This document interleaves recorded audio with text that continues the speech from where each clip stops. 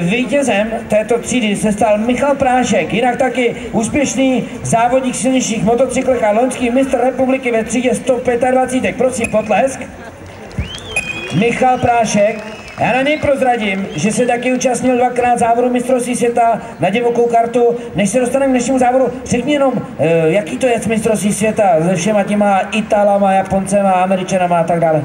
Je to určitě to nejlepší, co si ten jezdec může přát, když vlastně závodí na motorkách, ale je tam nespravedlivý to, že ta technika není vůbec stejná s tou, co oni mají. Dneska tady, ty jsi hodně bojoval, konkrétně tady se startovým číslem 5 Honzou Drkošem, to bylo fakt na milimetry. Jak popiš nám tu jízdu? No tak start, to se mi zase moc nevydařil, Honza mi ujel v prvních 5 kolech, jel fakt dobře, jakože těžko bych se na něj dotahoval a pak jsme tam dohnali jezdce okolo a podařilo se mi na něj dojet ho a předjel jsem ho a už jsem to udržel do konce. Zeptám se tě, ty vážíš přeci jenom o trošku víc kilo než tady mladý Honza. Je to třeba nevýhoda na tomhle motorce, když vážíš o nějakých třeba 30 kilo víc? No určitě, protože z těch zatáček, co jedeme z mrtvýho vodu, tak to tak nejede.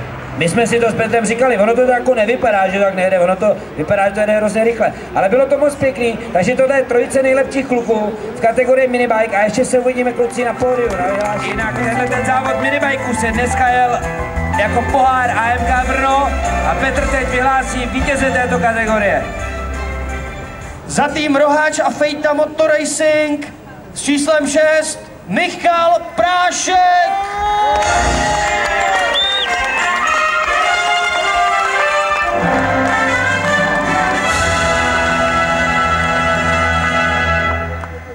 Tak přátelé, tohle je vítěz v kategorii minibikeů, prakticky těch nejmenších strojů, které jsme tady měli a šek na odběr 3000. Samozřejmě Michal Prášek získává taktéž od společnosti Blata, které tímto děkujeme, a obrovský šampaňský. A samozřejmě úžasný zlatý pohár, potom ještě jednou pro tyhle 3 borce.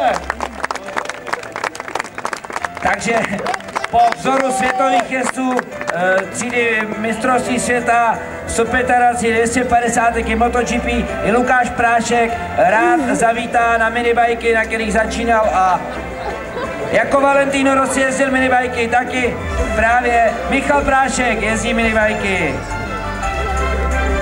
Loňský mistr republiky v mistrovství republiky třídy 125 silničních motocyklů a ještě týmová příslušnost Roháč Fejta Motor Racing Team.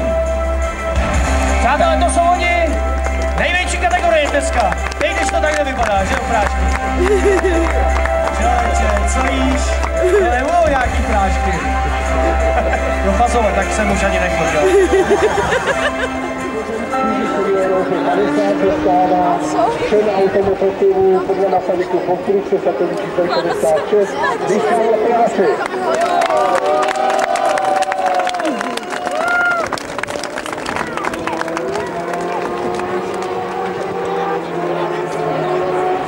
Automotoklub Automobilní Kateřina Benešová předává ceny a samozřejmě také hodinky od firmy Hana. Blahopřejeme, děkujeme.